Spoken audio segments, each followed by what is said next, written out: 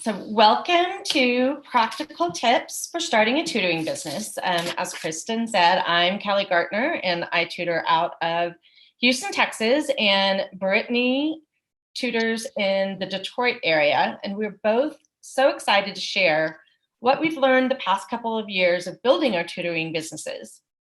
Hi, my name's Brittany, and I'm excited to be here sharing tips with you tonight about starting your own tutoring business. Like Kristen said, I'm from the Metro Detroit area, and I have my bachelor's degree in elementary education. During my student teaching is when I began to realize that working in a classroom full time didn't really suit me. I still liked working with students though and helping them learn. So thankfully, I found the brain friendly reading course, which gave me the skills I needed to become an effective reading tutor. Um, I love tutoring, even though it's challenging at times because it's owning my own business as well as tutoring. I love being in charge of my schedule as well as the flexibility it offers. So here's just a little bit about me. The main thing that I wanted to share is I have been teaching for over 25 years, and I have seen a lot of things come and go during that time. For most of that time, I taught in a self-contained classroom, either first or second grade.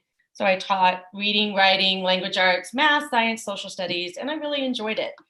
And in my last job, I taught just English language arts in a third grade classroom. And I really enjoyed being able to focus on the reading, writing, spelling instruction. And so when I decided to step away from the classroom and take the brain friendly reading course, it's just really awakened a passion in me for literacy and helping kids move up the reading and writing ladders quickly. So there are a lot of things that are related to tutoring and starting your own business that we could talk about tonight, and there are too many to cover during this presentation. So Brittany and I narrowed it down to 4 topics we think will be the most beneficial to you if you're just getting started or if you want to scale up your current business. So tonight you will learn 4 questions to ask yourself to create a strong foundation for your business. How to decide what to charge for your services. Why it's important to establish your expectations and policies up front. And ways to generate business so you can start doing what you love and making a positive impact on students. What do you need to know before you start a tutoring business? Start with your why. Whenever you're starting something new, it's helpful to create from what you want, not from what you don't want. I'll use myself as an example. I took some time off from teaching after 2011, and I decided to go back to teaching for the 2020-2021 school year, which we all know was crazy. The school wasn't a good fit for me, so I decided not to return for the 2021-2022 school year. A year ago, I didn't know what I wanted to do, but I knew I didn't want to work from 7 a.m. to 6 p.m. every day, which is what I was doing at my school. So I began exploring the science of how the brain learns to read, and I took the Brain Friendly Reading Level 1 course to become a certified reading and dyslexia specialist. Through the training, I discovered that I really wanted to tutor one-on-one. And I really wanted a flexible schedule, and I needed to replace my teaching income.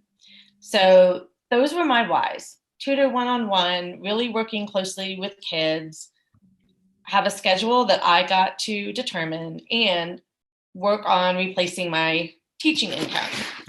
So here's some of the whys that you might have. You might want to make extra money each month to supplement your teaching income. Or you might want to transition out of the classroom or a school setting and make tutoring a full-time job. And you might want to ensure that all children have access to excellent reading, writing, and spelling instruction. So the first one is, who do I want to tutor? So you want to ask yourself, what ages do I want to work with? Do I want to work with beginning readers, children's dyslexia, for students learning English as a second language? Or do I want to help kids in upper elementary or middle school fill in the gaps for skills they didn't learn in early elementary school? So if you're a preschool or lower elementary teacher, you might want to focus on tutoring kids around that age. If you teach in an upper elementary school grade or in a middle school, older kids might be more your speed. So think about the age group that you really want to teach and be open to new possibilities. So I always taught second or third grade when I was teaching in a school, and I really wanted to focus on kids at that level to help them, if they have been struggling, move up the reading ladder. However, most of the kids that I work with just finished kindergarten and first grade. And I really wasn't anticipating that when I went into getting my first student. So I encourage you to keep an open mind. The next question to ask is, when do I want to tutor? How many days a week? How many hours each day? Will I tutor after school or on the weekends? Here you want to think about your income goals and how many hours a week or a month you need to tutor to meet them. Your time is valuable. Stick to your scheduled hours. If you can't fit someone in, put them on your waiting list. After all, you are a highly sought after reading tutor. And let me tell you, I learned this the hard way. When I started last fall, I scheduled sessions whenever the students were available, which meant I was tutoring 7 days a week. This summer, I've been able to pull back and schedule students on my time. I'm still meeting my income goals and I have the weekends off. So 2 more questions to ask yourself. Where do I want to tutor? Will students come to my home or will I drive to theirs? Will we meet at a library, a coffee shop, a church, or a school? How far am I willing to drive? I drive all over the city of Houston, while Brittany tutors out of her own home. So you will have to figure out what works best for you. And the 4th question is, what will the sessions be like? Will I tutor in person and or online? How long will each session be? How many sessions per week with each student? I tailor the sessions to meet the needs of each of my students.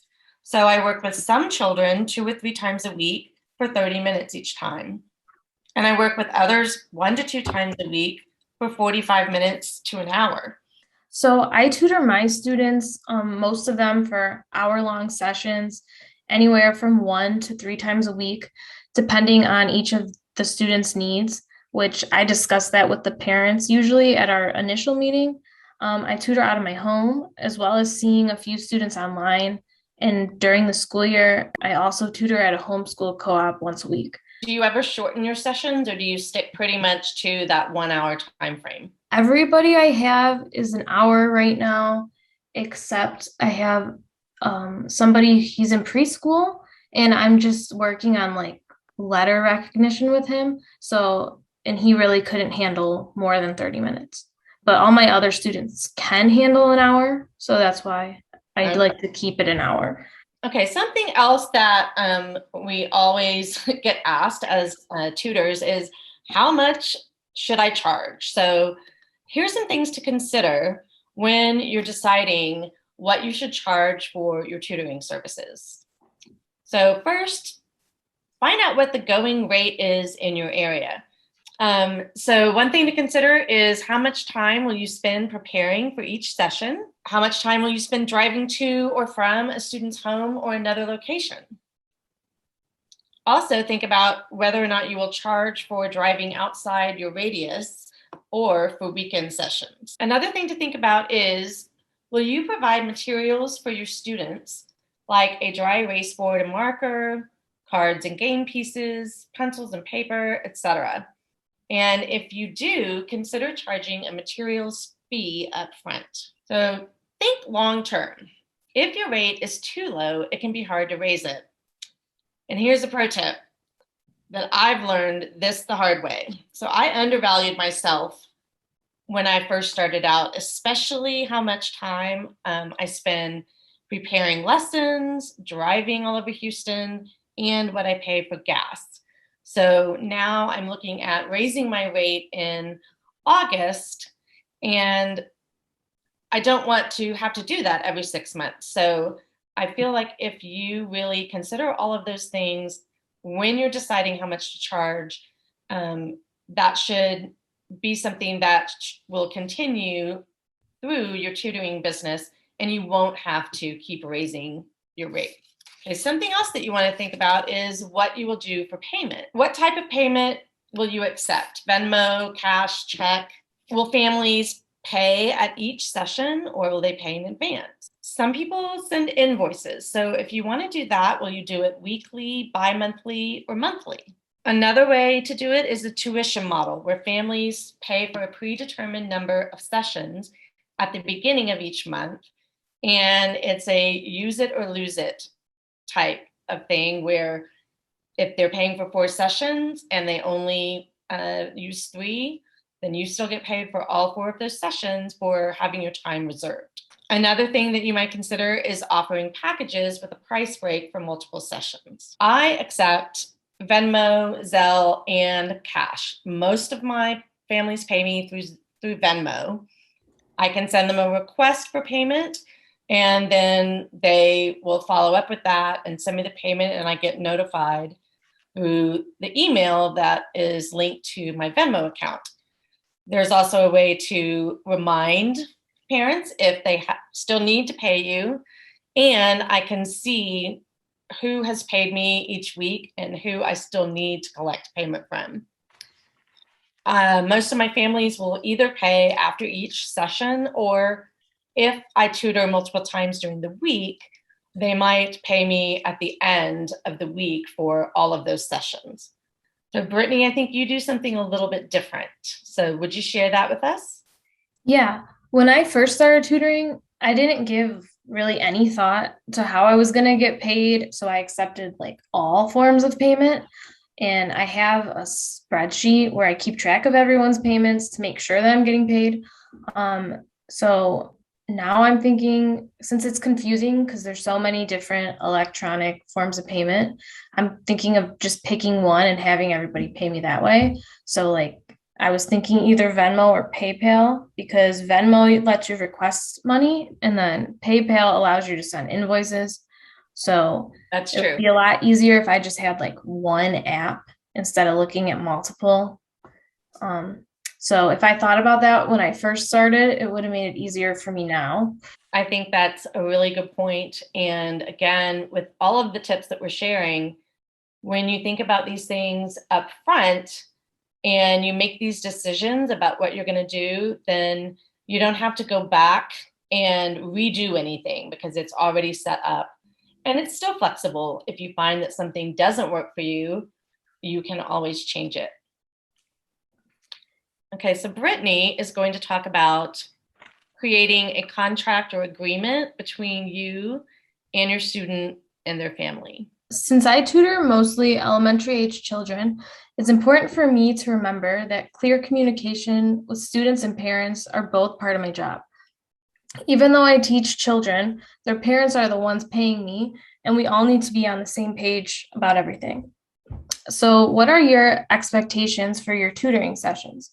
This can include everything from the type of environment you tutor in to holding your students and parents accountable for practicing their skills on the days that they don't work with you. When I first started tutoring, I was printing and making a lot of my own materials. Now I require parents to purchase the lesson and games books that go with the tutoring program I use. My students are responsible for bringing their books to our sessions. This has made a huge difference in the amount of prep time for me. I also am not using as much of my own paper and ink printing off materials. I still create some materials, but expecting parents to buy the books has made it much easier for me. And then another thing, you will encounter cancellations. Things come up, your students will get sick, or someone in their family will get sick and they'll not be able to come. So what is your cancellation policy? Since this is your business, you get to choose it. Do you charge for late cancellations? How much notice do you want families to give you before they cancel? Remember, last minute cancellations cost you money. It's not fun to be waiting for a student to show up for tutoring and then having them cancel on you. If you don't have a policy in place, you don't get paid and waste your time. That could be spent getting paid to work with someone who did show up that day. I strongly recommend having some sort of written document between you and the families that you work with. This keeps the expectations and your policies clear from the beginning. By having a document outlining all your policies, you won't forget to tell your clients anything. I can't tell you how many times I have a meeting with like a new client for the first time, and then I forget to talk about some aspect of what's expected of them, and it's led to confusion or like an awkward confrontation later down the road. So having a client agreement form could prevent all of that from happening to you. And here's another pro tip. Your time is valuable. When you book a service at a salon or an appointment with a doctor, you might be responsible for paying 50% or even the full amount if you cancel within 24 hours. It's okay to have a similar policy for your tutoring business. You're providing a service to your clients. And remember, since this is your business, you have control over your policies and can always adapt and modify them if they stop working for you. I agree, Brittany. I'm thinking about a time before I had a cancellation policy in place when I was walking up to the student's door at 3:30 when we were supposed to start, and I got a text from the mom saying, "Oh, so sorry, we have to cancel for today." And fortunately, he lived in my neighborhood, so I wasn't out for too long. I got to go back home, but that made me think I really need to have a policy so that people don't cancel as I am approaching their door.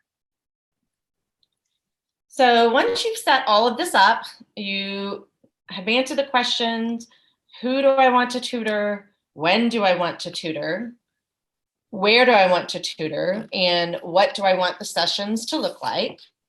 You've also given some thought to how much you want to charge, what kinds of payment that you're going to take, and you've set up your contract, the agreement that you are going to take to your student's home to sign with your signature, the family signature, and the student, so that you know that the expectations are going to be met. So you're open for business. Now what?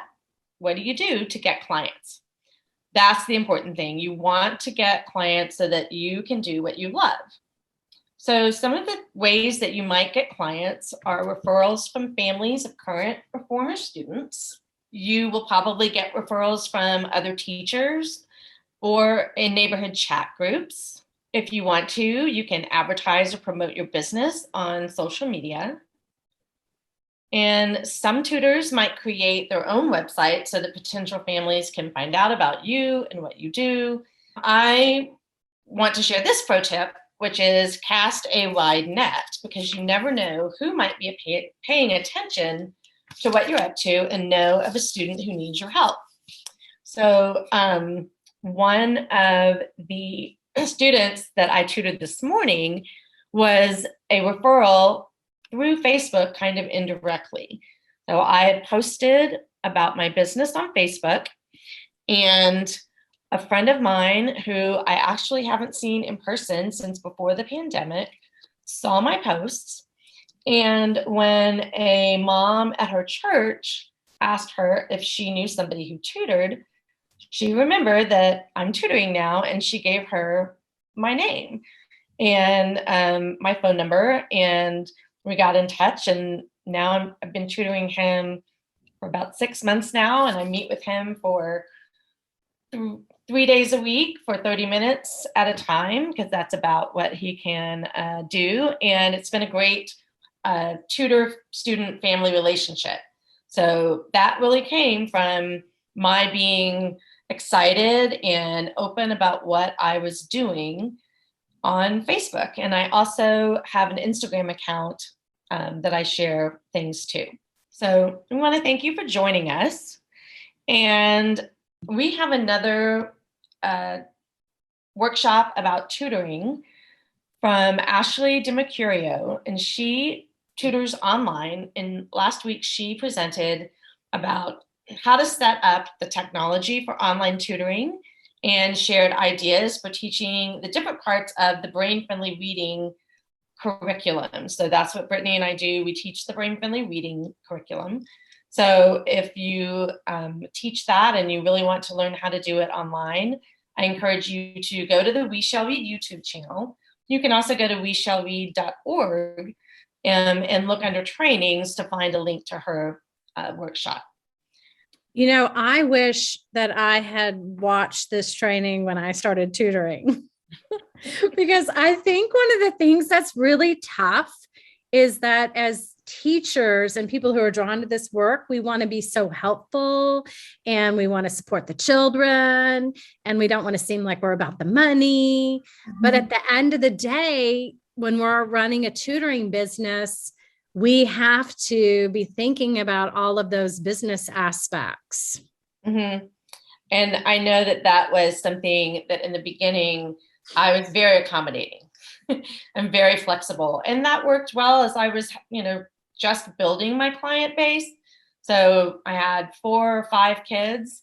Great. I can be flexible and accommodating. And then when I jumped to 10 clients, it was a little bit harder to juggle all of that. So like what Brittany and I've said this whole time, thinking about those things at the front of setting up the business will save you time and tears and make sure that you get money in your pocket instead of just saying, oh, well. And I think too, that when you set boundaries, and I was really hearing that in Brittany's voice about when she sets boundaries with the initial client meeting with parents, you look more professional and you also look to them like, oh, she really has her act together and she must be busy. And if I want her help, I'm going to need to make sure that all of my boundaries are in check around this too. So Nancy has a question. Nancy says she's just wondering what times of day are typical for you for tutoring during the week. Do you work 5 to 8 or 4 to 9? What does your schedules look like? I can go first. During the summer, I'm not doing any evenings really. I'm doing like Monday through Thursday, pretty much 9 to 5, 9 to 4, depending on the day. And then during the school year, I pick the evenings I want to work. But since I work at that homeschool co-op on Fridays, that's during the day. And then I've met a lot of families who don't fit into my schedule on Friday, but then they'll come to my house other days during the week. So I also work during the day as well. I started out tutoring after school because that's where, most of my students were coming from. They were in school during the day. And so I tutored after school from about 3 to 7, Monday through Thursday. And as I mentioned before, when somebody asked for tutoring and it didn't fit into that schedule, since this is my full-time job, I did expand my days and my hours to include weekends. And I think that's just a personal preference. And I think everybody just gets to play with that schedule and see what works for you with how you want to structure your life and how much you need to work and all of those pieces. We have some good questions coming in the chat. Julie said, when you have families bring students to your home, do the parents stay with you? Do they hang out in the car? Do they sit in another room? But the way that we tutor in brain friendly reading, I often have a parent with me so that I can teach them what to do. So the children will be playing in one part of my basement with toys, the other children, and I would be tutoring, and ideally the parent would be there the whole time. And sometimes they'd be checking on the other children. So Brittany, what are you doing out of your home? Well, I encourage the parents to be with me so I can teach them. Most of them don't though, or they'll be, if they're sitting in the other room, maybe I'll stop. I'll take 5 minutes to explain what we did, or this is how you play the game that I'm sending home with them. So yeah, some parents just sit in the car, they just might not be comfortable coming, but they let their kids come in my house. I don't so it's really I don't really care either way. I'd prefer the parents to be there so they can learn. But there's also some kids that get anxiety when their parents are in the room. So then like if that happens, I'll say, he works better if you sit outside of the room, or because I've noticed like sometimes when the mom's right there, like I had this one student, he was like, he would kind of like ADD and would talk about different things, and his mom would try to correct him immediately. And then that just shut him off to reading. So I was like, I'll just take him. I was just at somebody's house who's a tutor, and she had one room of her house set up for tutoring. Mm-hmm. And then her living room then became the waiting room for parents. Yeah, that's kind of what I have. She would bring them in when she wanted to bring them in, and then send them back during the session if there was something she wanted to teach them and they were in the middle of it. So set up a limited liability corporation, and it's just some paperwork that you can do. There's templates online. You could hire a lawyer for a couple $100s and set up an LLC, so that if anybody ever sued you, that you would have the LLC protecting you, your personal assets from your business. So there is a piece there about being alone with children, right? And the potential does exist to be sued. And the way to get around that, the way to protect your personal assets, is just to set your company up as an LLC. And it's much cheaper than carrying like $1 million worth of insurance, which you can do for a couple $100s, or used to be able to do for a couple $100. But that's definitely something to look into. So there's somebody else asked about, how about helping families who need financial assistance? What do you do with families that struggle to pay what you're... Perhaps do a little small group, maybe 3 or 4 kids. You can charge each family less money, but still make your hourly rate that way. Another thing that you might do is, if you can work it out, think, okay, if I tutor at $60 an hour and I tutor 10 hours a week and make that money, then maybe you have 1 hour reserved for a student that you think might need some financial assistance. Yeah.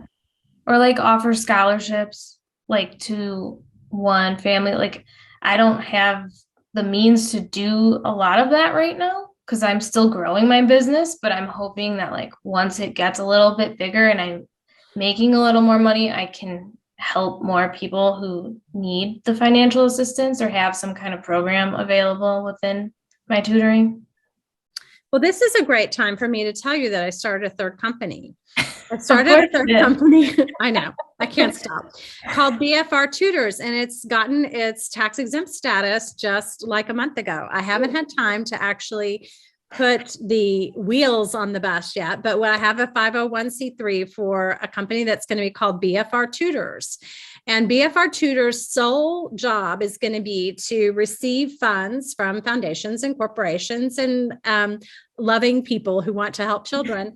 And we'll be offering grants to BFR tutors, BFR certified tutors, like the both of you, to be able to write a grant and get money to help offset the costs for children who need tutoring. I was just thinking, if you can maybe charge a nominal fee, $10 or $15, so that, the family has that buy-in. And then, perhaps if you, are a brain friendly reading certified tutor and you get that grant money, that you might be able to, cobble that together to get close to your hourly rate. Exactly. That's exactly what I'm thinking. Did you just read my mind? Yeah. You did. All right. You're telepathic in addition to being a reading tutor. Amazing. It's a side gig. That'll be your side hustle. That's exactly it. So Amy asked, do you purchase the BFR lessons books and games books and the parents reimburse you?